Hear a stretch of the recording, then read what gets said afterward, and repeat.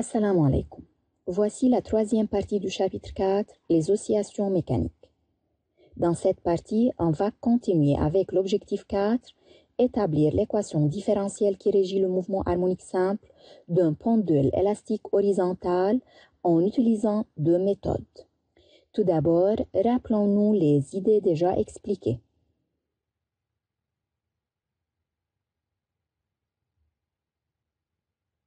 Lorsqu'on réfléchit à la nature d'un mouvement, on pense à un mouvement rectiligne uniforme, à un mouvement rectiligne uniformément varié ou à un mouvement harmonique simple.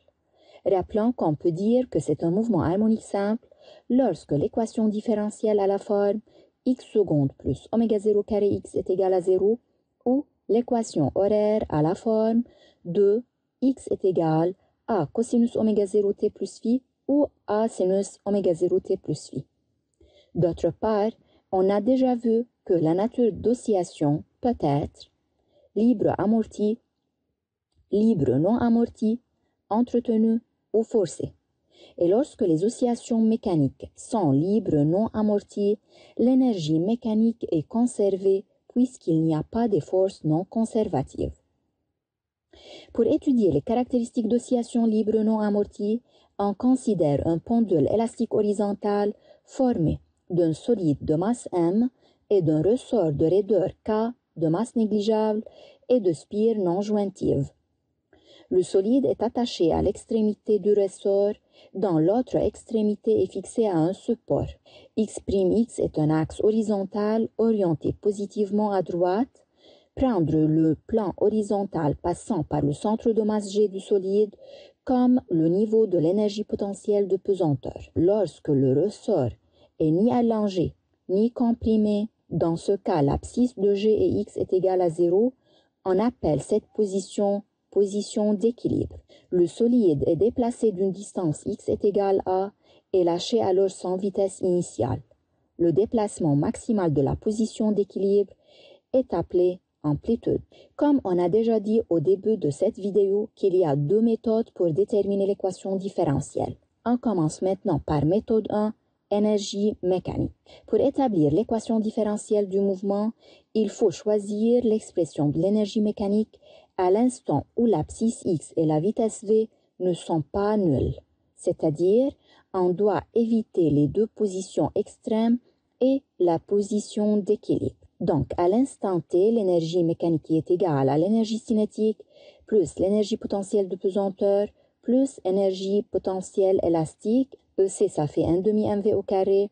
EPP est égal à mg/hg, mais hg ici est égal à 0, alors EPP est égal à 0 et EPE est égal à 1 demi kx au carré, avec x et la mesure algébrique entre O, la position d'équilibre, et G, le centre de masse du solide M. Alors, EM est égal à 1 demi mv au carré plus 1 demi kx au carré. Comme les oscillations s'effectuent sans aucune force non conservative, alors l'énergie mécanique du système se conserve. Avez-vous une idée comment cela peut nous aider à trouver l'équation différentielle? Pour trouver l'équation différentielle, on a besoin de la dérivée. Alors, on peut faire la dérivée de l'énergie mécanique par rapport au temps qui est nulle. Pour cela, on a besoin de rappeler quelques règles. La dérivée de x au carré est égale à 2 fois x'. On sait que x' est égal à v. Alors, la dérivée de x au carré est égale à 2vx. Bien sûr, la dérivée de x est par rapport au temps. La dérivée de v au carré est égale à 2vv' et on sait que v' est l'accélération. Alors, la dérivée de v carré est égale à 2va. Donc, la dérivée de l'énergie mécanique par rapport au temps, ça fait 0 qui est égal à 1 demi m 2vv' plus 1 demi k 2xx'. Remplaçant v' par x seconde et x' par v, prendre v comme facteur commun, on obtient v facteur mx seconde plus kx est égal à 0. C'est-à-dire, v est égal à 0 ou mx seconde plus kx est égal à 0. V égale à 0 signifie qu'il n'y a pas de mouvement, alors la seule solution est mx secondes plus kx est égal à 0. Divisant par m, on obtient x secondes plus k sur mx est égal à 0. Donc, c'est une équation différentielle du second ordre sans second membre en x qui a la forme de x secondes plus oméga 0 carré x est égal à 0 avec oméga 0 carré est égal k sur m. Donc, cela vérifie que le mouvement est harmonique simple et par suite sa solution a la forme de x est égal soit a cosinus oméga t plus phi ou a sinus oméga 0 t plus phi. La deuxième méthode pour déterminer l'équation différentielle est la deuxième loi de Newton. Le système à étudier est le solide de masse m.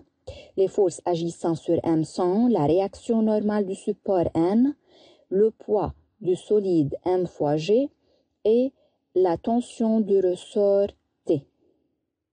La somme des forces extérieures d'après la deuxième loi de Newton est égale à m fois A, alors mg plus n plus t est égal à m fois A. P et n sont perpendiculaires à l'axe du mouvement, alors leurs projections sur cet axe sont nulles. La tension du ressort T est toujours d'expression T est égal moins kxi. Elle devient en mesure algébrique T est égal moins kx puisque cette force est une force de rappel, alors elle est opposée toujours au déplacement de l'objet. L'accélération du solide est d'expression vectorielle A vecteur est égal à I qui est égal à x secondes.